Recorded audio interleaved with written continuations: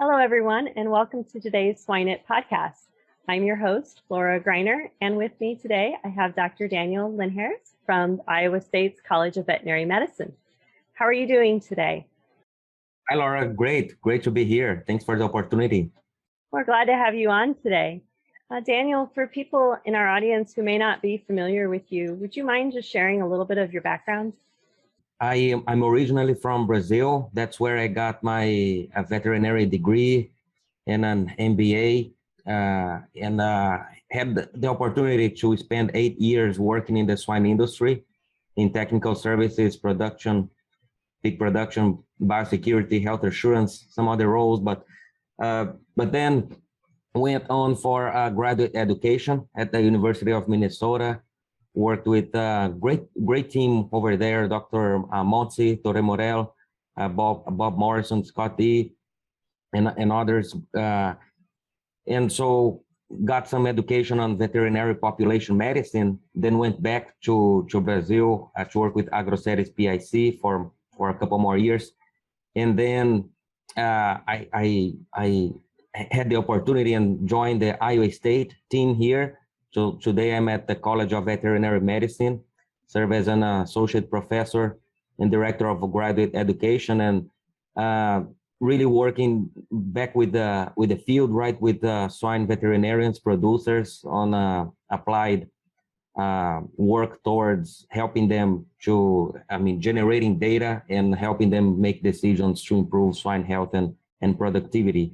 A lot of that work has to do with PRRS virus, which is the topic here today, right? Laura, so excited to talk with you about that.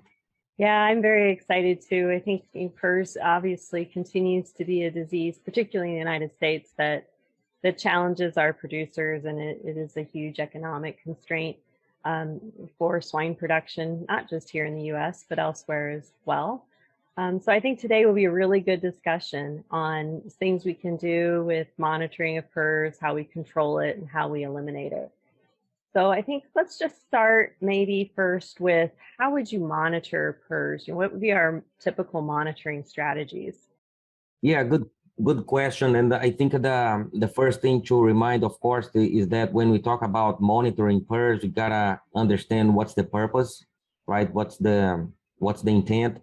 And so when thinking about sow farms specifically, there are at least a couple common scenarios for monitoring. One is I'm negative or I'm stable and I want to early detect a PRRS outbreak.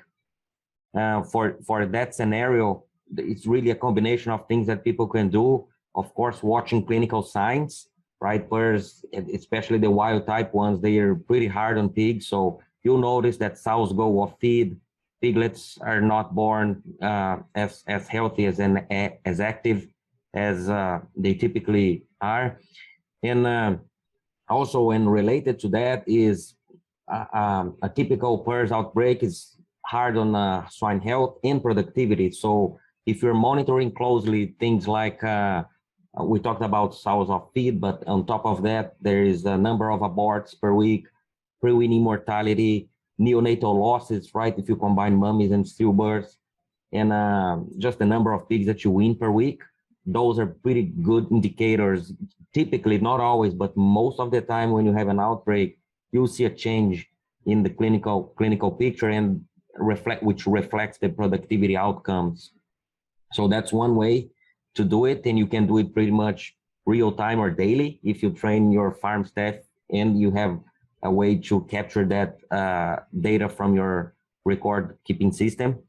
And of course, the diagnostic monitoring, people don't do that every day, but you could, there today with population-based samples, such as processing fluids that you collect from day 2, 3, all the way to day 5 post birth, submit that for PCR testing, right, to get fragments of the virus RNA in the sample. That's pretty efficient and sensitive way to detect the virus in the population. You can bleed pigs if you want to, but also you can collect oral fluids or family oral fluids from the litters to screen the herds for any early signs of virus activity. That's for that first category, right, to detect virus, early detect PRRS outbreaks. And in the second common scenario where people want to establish their monitoring surveillance system is for herds that are undergoing elimination, right? Those herds, I already got what do I do post-break to determine when can I kind of return my activities, when can I bring in back my gilts or return pig and people flow as it was before.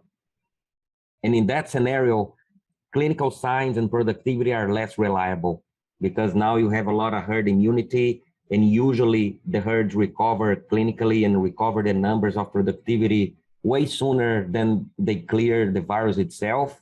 So monitoring just for the clinical signs and production numbers in herds that are undergoing elimination, it's a poor real predictor of virus activity. It's still good, right? You still want to recover as soon as you can, but do not assume that your herd is back to normal in terms of clinical terms or productivity terms, that you got rid of the virus. You really need diagnostics to do that.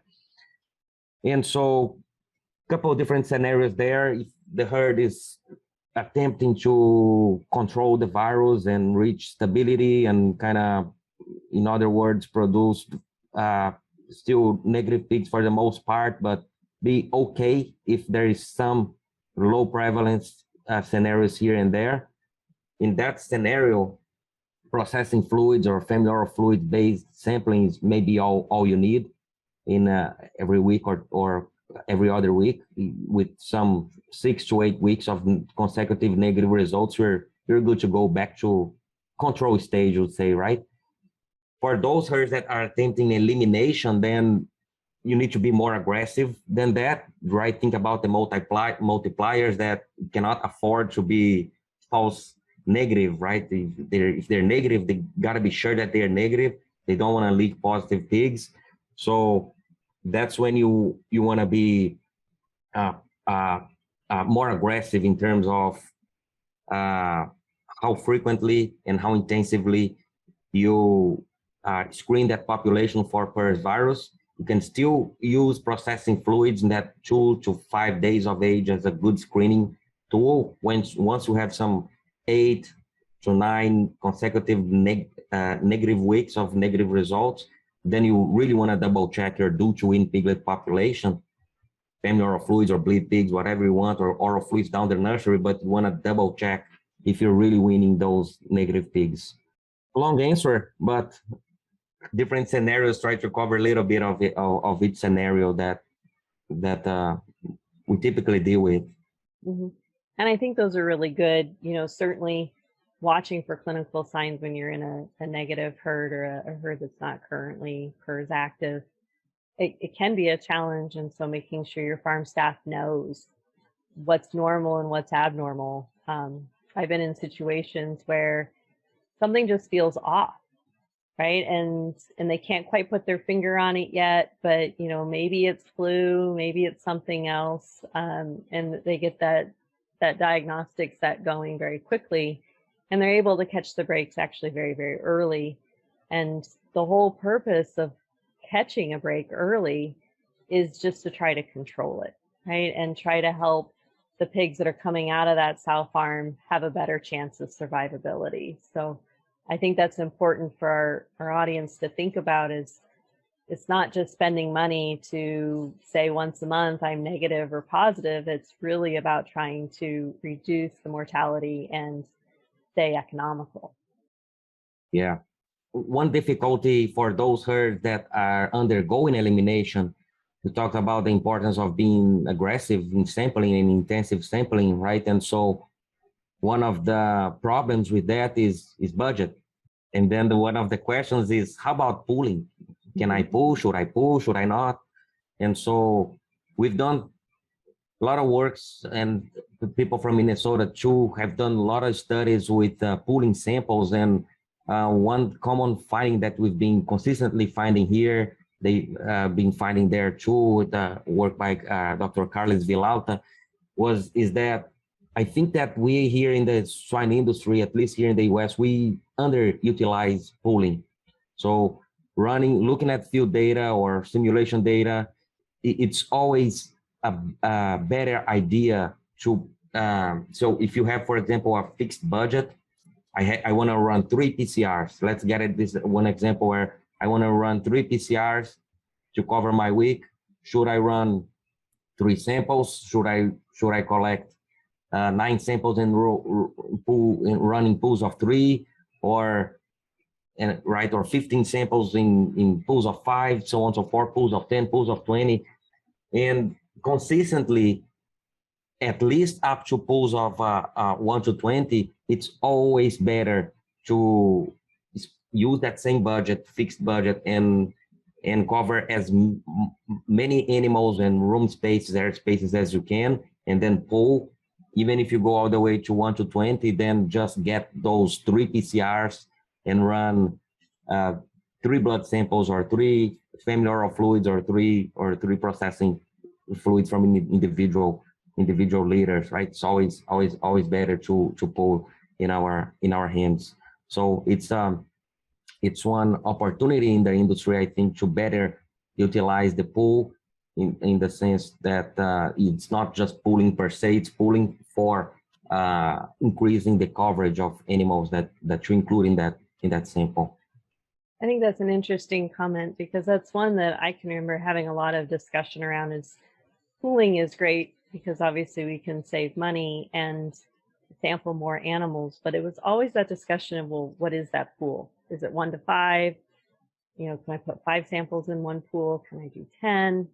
And then there was always that discussion of, well, what if it's just 1 pig out of this number of samples and I'm pooling? Can I detect that positive pig in that pool of sample?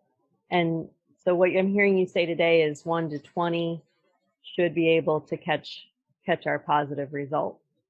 Is that correct?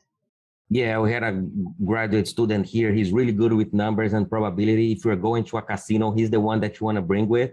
His name is 𝘮𝘮𝘮𝘮𝘮𝘮, and he run some probability numbers here. Simple, I wouldn't say simple, but math derived solutions based on real field data. And these 2 things happen when you pull samples. One is you potentially dilute the ones that are the few that are positive with the ones that are negative. But on the other side, like you said, if I'm increasing more, incorporating more samples into my pool, I'm also exponentially increasing my probability of including a positive sample in my sample, right? And considering that the PCR is really sensitive in the way that it detects just a few particles in thousands of other, diluted matrices, at the end of the day, the numbers show that you do detect more frequently, right? The probability of detection really increases, and when you pull, to represent more samples, more crates, more rooms in that sample.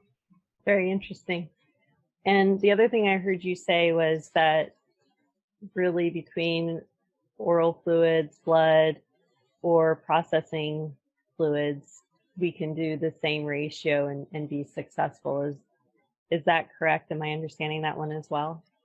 Yes, and being conservative, because though that 1 to 20 number is for oral fluids, which from all of those sample types are the ones that have generally, if you look at the VDL, the veterinary diagnostic lab submissions, is the one that has the higher CT value, so the less positive, I would say, sample. So even if with oral fluids or family oral fluids, pulling all the way to 1 to 20 is a good approach if you increase your coverage. If you go to serum, usually the CTs are lower, meaning there is more virus, so it can be even more aggressive than 1 to 20. And that's where we didn't run this. The numbers from 𝘗𝘗𝘶 from University of Minnesota, he ran all the way to 1 to 120, and he found really good results all the way through with serum samples. Of course, nobody's going to collect that many serum samples, right, to run several pools of 120, but it does demonstrate that we underutilize pools. Sometimes we pools in 1 of 3 or 5, and we are nervous with that, right? It's all right. Especially if you're monitoring continuously over time. It's not just one sampling, right? If you're doing that pooling repeatedly over time, even if you miss one time, about the next one and the next one. So it's probability, a combination of probabilities, right? Your binomial distribution with several attempts. So the probability of missing the positive several times, it's just not very high. Sure. That's very good. The other thing I caught in that conversation was really about when you were talking about testing for elimination. And first you talked about, well, we'll test processing fluids, and then when we get so many weeks in a row of negative processing fluids, then we're going to test the weaned pig population. And I think that's important. I think some of our swine veterinarians probably understand that, but maybe some of the other audience doesn't quite understand why would I switch and test a weaned pig towards the end of an elimination test?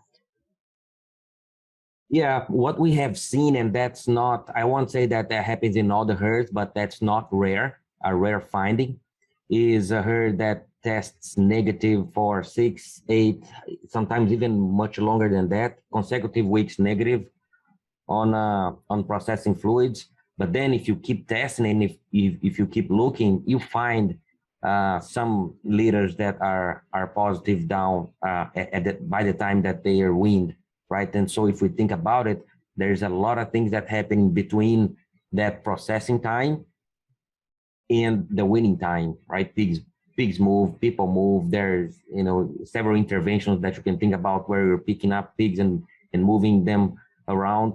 So with that pig movement and people movement, we create opportunities for the virus to jump from one litter to the next, or from one pig to the next, from one room to the next.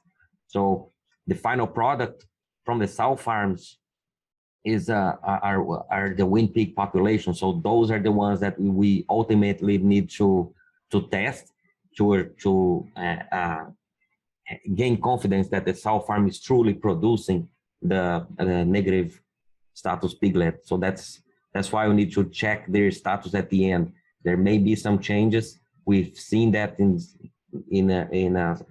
like I said, several herds, not all the herds, but there are several examples of herds that may be negative at processing fluids time, but at the weaning time, gotta double check. Because if you think about the processing fluid testing, it's testicles and tails, and there's virus replication in testicles. It's certainly in macrophages in blood. So if you think about the tail, there's not a lot of virus replication kind of sites there, right? So it's a poor sample, especially if you do it right. The tails come dry; they don't come dripping in blood. So the processing fluids are largely a sample, a specimen that tests the males, not the females. And in low prevalence scenarios, it may be just by chance that you're low prevalence, right? You have just a few piglets that are positive. You have a 50% chance of them being females or males. And so you always need to check that status at the weaning just to make sure, especially if you're a multiplier. If you're a commercial herd and there's no big changes in management plan or big flow, if you are low prevalence versus stable versus completely negative, it may not matter. But if you're a multiplier, it matters a lot, especially to your clients, right? Absolutely. Yeah, I think that's really a good point that you bring home, is that understanding the process in which a herd clears the virus. And I know we all talk about 26-week elimination programs and different things before we reintroduce animals. And it was something that I saw back in my work many, many years ago now, where we were doing blood samples from pigs that we infected with PRRS. And it amazed me that I could have a pig that was negative, multiple bleeds, and then all of a sudden show up with this low level of virus. And then go back to negative, and it's just the nature of the virus. And so absolutely, from a multiplication standpoint, it's a necessity. It's not an option to make sure that we've successfully cleared that virus to sell to other populations. The other thing that you mentioned, I've heard you use a couple of different terms, PRRS stable, control.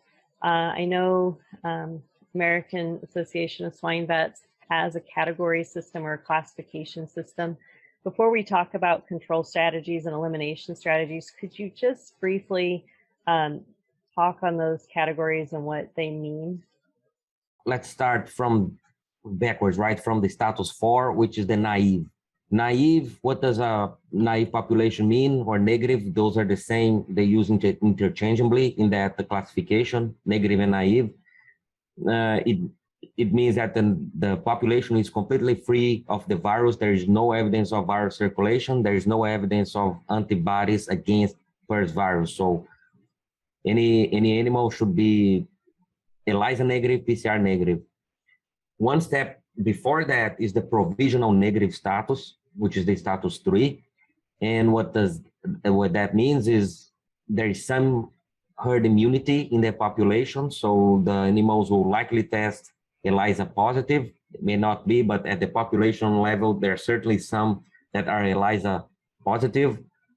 However, there is no animal expected to be PCR positive. So there is no active virus circulation. So previously exposed, then immunity came in, there is antibody positive, but no virus circulation.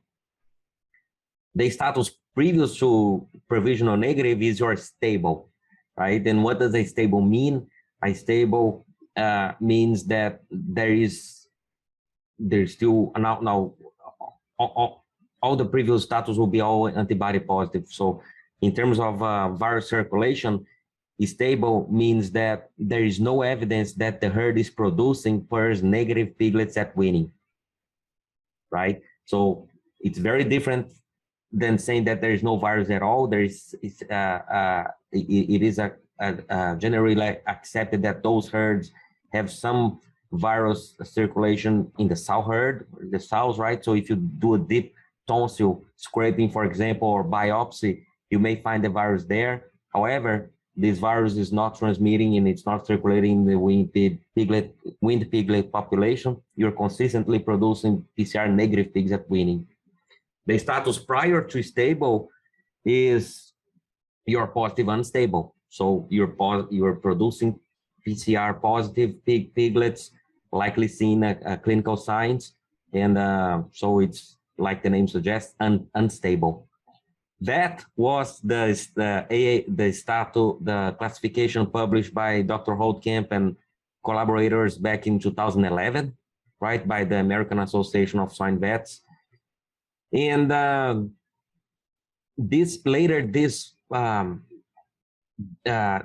semester here, this fall, in 2021, it's going to be published. It's already peer-reviewed and accepted. The 𝘗𝘗 is going to publish this review of that classification system by the same lead author, Dr. 𝘮𝘮𝘀, and so there will be some changes coming up, but the changes don't they keep those terminologies, the meaning of all those terminologies. So positive unstable is still unstable, stable is still stable, and then you have provisional negative and naive.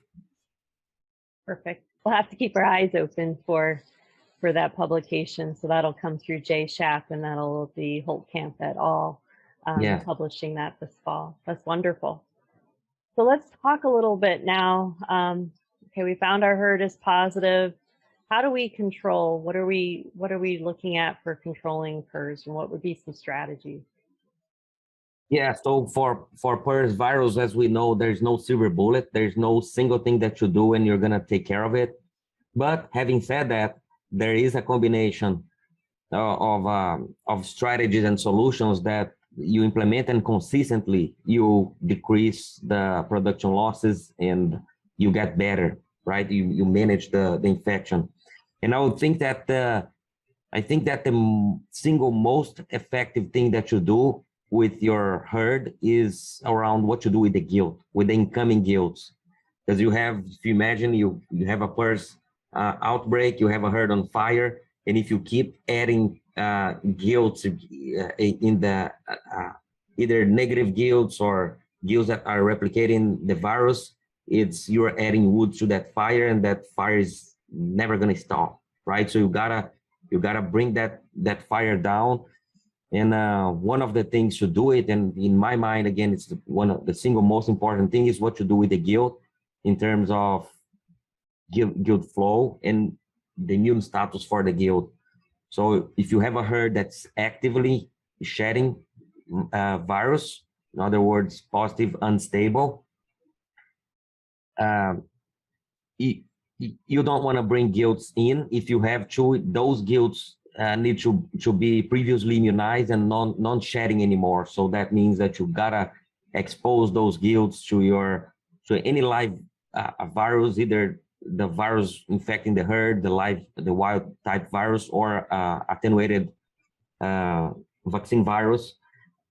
You gotta do that some 90 days, 2 to 3 months, better 3 than 2, ahead of bringing them to the herd. So giving them enough time to develop that protective immune response and clearing the infection. So when they come to the herd, if they have contact, if they're exposed with the virus, they may get infected, but the viremia is going to be short-lived, and they're not going to be ecologically, say, important source of virus transmission in the herd. Then you have decisions around what to do with the breeding herd, with the sows. And again, depends on what your goal is, if it's to eliminate or live with the virus at low prevalence and kind of control the infection. So most people we talk with here and interact here in the US, they do one of these 2 things. One, they expose all the sows and guilds at one given point in time to a live replicating virus and close the herd, meaning interrupt replacement animal introduction for a period of time until there is evidence of no more virus circulation, right? That's called the herd closure and whole herd exposure approach. That's one option. The other option that we see people implementing a lot, especially in those areas that you're likely going to be continuously exposed to outside viruses, right? To wild type viruses, to lateral introduction, is people have been using some sort of ongoing vaccination program. Call that a quarterly vaccination program or vaccination every 3 to 4 to 5 months, and with an attempt to keep herd immunity high. So when you have contact or exposure to the wild type, now you are less likely to transmit the wild type, right? And trying to replace the attenuated virus in the herd. And regardless of the scenario, if it's control with or elimination, another key point, in our opinion, is around the biomanagement and biocontainment strategies within the herd. So what are you doing to prevent, especially towards, I won't say the end, but after week 20 to week 30 after the outbreak, what are you doing when prevalence is likely low, so easy to miss if you're not really sampling hard enough, is what are you doing to prevent spillover of the virus from one room to the next and to the next, and so keep the virus circulating in the herd, right? We know that this virus has, in some strains better than others, have the ability to sustain prevalence at very low scenario for a long period of time. So those biosecurity / biocontainment practices within the herd to spread further, to avoid further spread, are important, right? Things like what you do with your employees. We know that they have to transition between the farrowing rooms, but simple things like there are some herds that use dedicated coveralls or change gloves, or if you can, not all herds have that, but if you can at least wash your hands, just think like you're in a hospital going from room to room, you're gonna have some measure to avoid pathogen spread, right? The herd, it's not different. So some bio management practices to avoid virus spread, those can make a lot of difference.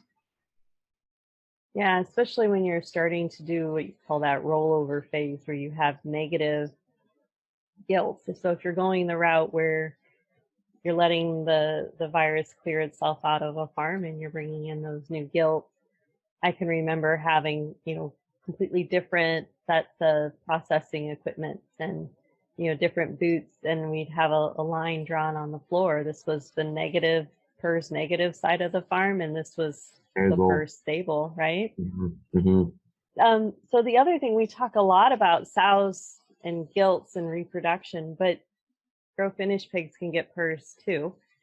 So how do you talk about control or management of a PRRS break in a grow finish barn? Before talking about control, just a quick glance here on the ecology of the virus in that population. We've done some studies here in the recent years on the dynamics of virus detection, PRRS virus detection over time in those growing pig populations. And Dr. 𝘲𝘓𝘗𝘶𝘶𝘶𝘗's PhD thesis today is with Iowa Select folks, but 𝘲𝘓 followed close to 100 batches of grow finish pigs and monitor what happened with those over time and what happened with those if you vaccinate or not, and monitored impacting mortality, average daily gain, that type of stuff. And in summary, if you were raising pigs in high dense areas, right, and not only talking about Iowa and Minnesota, also in North Carolina, the question is not if the pigs are gonna get infected. In a lot of times, in some 90% or more of the situation, is when they're gonna get infected, because most of those pig batches, at least the ones that we monitor, they are exposed to the wild type. And there are two things that are important there. One, that will have implications on your control decisions. One is timing of infection. It makes a lot of difference in terms of growth performance. If those pigs, and if you think about it, that makes a lot of sense. If the pigs got infected early on in the nursery versus late in the nursery, or early finisher versus late in the finisher, the earlier you get infected or expose those pigs with wild type, the worse the growth performance of those pigs, right? That's one important point, which is timing of infection. And the other one is diversity, genetic diversity of wild type detection in those piglets, in those pig populations. So it makes a lot of difference if there is one wild type circulating or one dominant strain versus over the growth period versus more than one, 2, 3. We found 2, 3, 4, 5 types of virus being detected.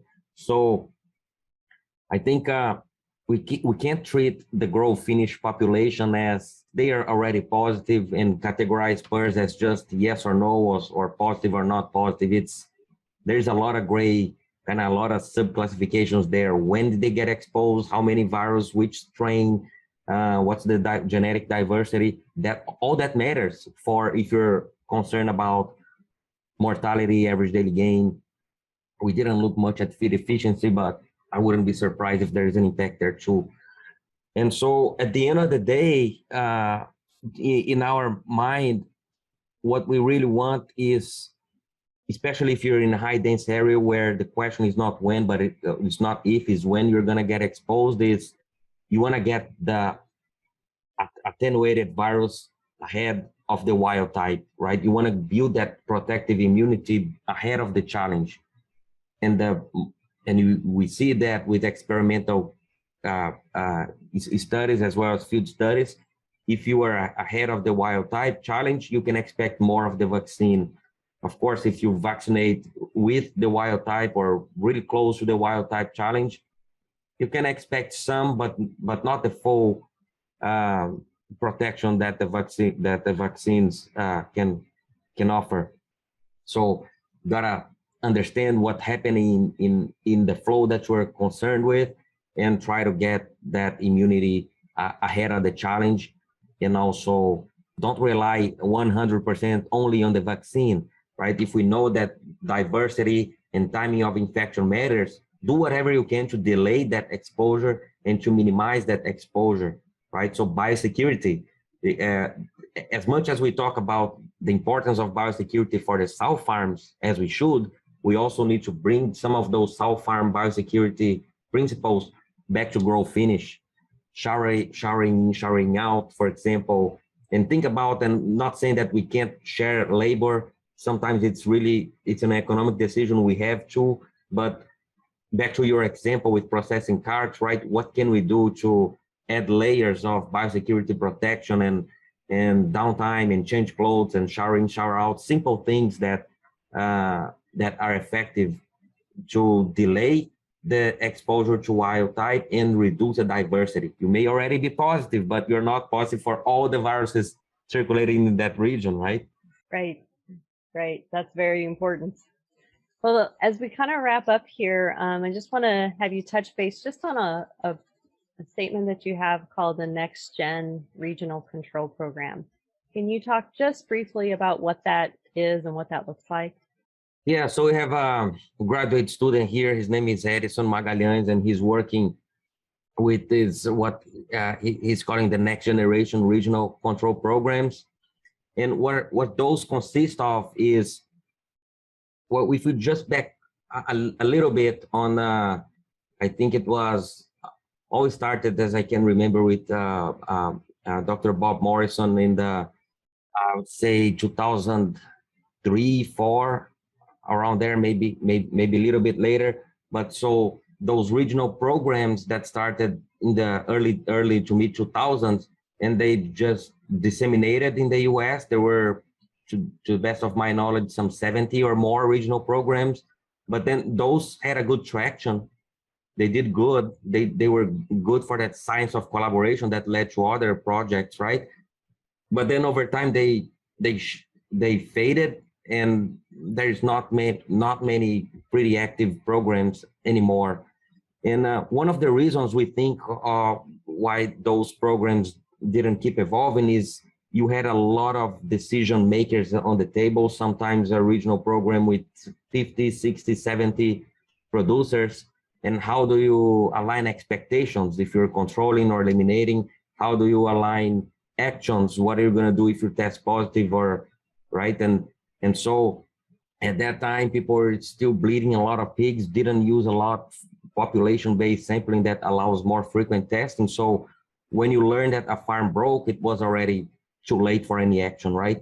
And so today, this next generation programs, it's all based on trying to establish a region with fewer decision makers. We're talking about 2, 3 decision makers on the table, but still making decisions for most of the sites in the region is agreeing upon some decision trees of what specifically are you going to do to the South Farm break, or if a grow finish turns positive. So you gotta agree upon a minimum monitoring frequency. South Farms, for example, you can do that weekly. Grow finish every 3, 4 weeks may be enough, but still you gotta have some frequency of testing. And then on top of the testing is, what are you going to do if they test positive? Because eventually they are. And so you have established some decision trees that are more aggressive when the prevalence of the region is low, less aggressive when everybody's positive. But if you think about when the prevalence of the region is low and you have a site turning positive, you got to be aggressive. Otherwise, that virus is going to spread around, right? So got to list and talk, agree upon with the producers on what are you willing to do? Are you willing to trade finishers? Are you willing to mass vaccinate the surrounding sites? Are you willing to just list the biosecurity, biocontainment, immune management solutions? Let's list them on the table, and now let's assign each scenario of high, medium, low prevalence. What are we going to do with the sow farms, with the nurseries, with the finishers when they break? We're going to monitor, so that all calls for a good digital package to be able to real time or as close as to real time as possible, monitor and everybody be on the same page on what's the status of each herd, the productivity monitoring, the diagnostic monitoring, the clinical signs monitoring, and then one side pops positive or suspect, what are we going to do? So we don't have to decide anymore because it's already decided. It's a matter of now implementing, and we think that that's one way to approach regional programs, especially in those regions where you have a few decision makers on the table. Hard to do in the heart of Iowa, for example, where you would have several decision makers, but if you were approach from transitional regions, you could start implementing those and keep growing that module, right? That bubble over time with that sort of decision tree based approach. So we're excited about that, and we'll keep working on those concepts. I think that's really exciting. I can remember mapping some of that out for our regional control program many years ago, and a lot of the data that Dr. Morrison shared looked very successful and positive back then. So look forward to seeing the next generation of that coming forward and making a difference. So as we wrap up, we'd like to ask our guest speaker just a couple of just general questions. One of the first questions we like to ask is, what's your go-to swine resource? There are many resources out there, right? I really like the Diseases of Swine. I know that most of your audience is familiar with that book, but I also like the Brazilian version of that book, which is different editors, different authors, but just use the same name.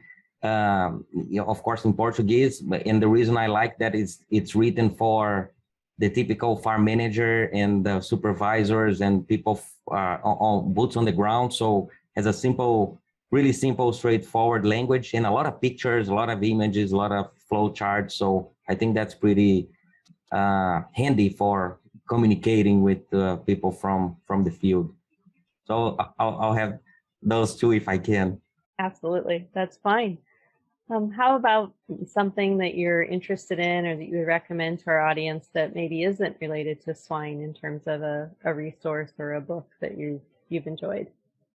I like to kind of stay tuned on what's going on around the world, right? So I follow the Economist. I think they have really good summaries daily, weekly, monthly, and I like to run, for example, so I like that they have all the stories narrated, so I can have it on my phone and go. A lot of times I listen to music, but sometimes, right, for longer runs, it's good to kind of multitask and pick up on what's going on. So I really like their editorial and their summary of what's going on around the globe. Very good. Well, the last question we have for you today is, if you think about people in your profession that you identify as successful, what would be a common personal characteristic or trait that you think they possess that has helped them become successful?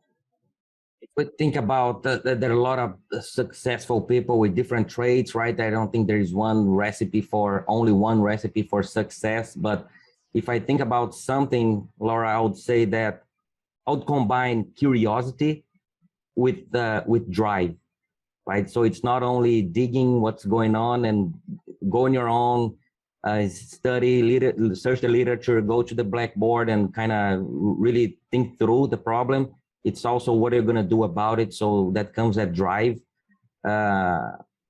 characteristic, which is go get things done, go do above just and beyond just thinking is what can you do about it. So I think those successful people, they always have their day-to-day things that they are delivering, right? Whether there is, if you're in academia, research abstracts or papers or research projects, so on and so forth, but they always have a big project. They also have a ambitious idea and a big project that's almost like a high risk, high reward type of thing. You can't dedicate every day and every hour of your time for such a high risk, high reward, but you can always have one of those. And if I think about those that I admire, they always have something cooking that's above average and that has the potential to impact and change the industry in our world, right? Absolutely, the thinkers of the world, for sure. Well, wonderful. Well, I do want to thank you for your time today. I know you're a busy person, so again, thank you so much for joining us today. For our audience, again, this was Dr. Linhares from Iowa State University's College of Veterinary Medicine. Thank you so much and have a great rest of your day. Thank you. It was a pleasure talking with you, and let's keep in touch. Imagine if, with a few key concepts, you could have the potential to create a massive positive impact by bringing from hundreds of thousands to millions of dollars for swine producers. Join us on this small group and go to the next level of swine nutrition on this 7-week-long elite online training in applied swine nutrition and feeding by myself and my world-class invited speakers. Additionally, you enjoy an exclusive community to exchange ideas. Go now to www.eliteswinenutritionist.com.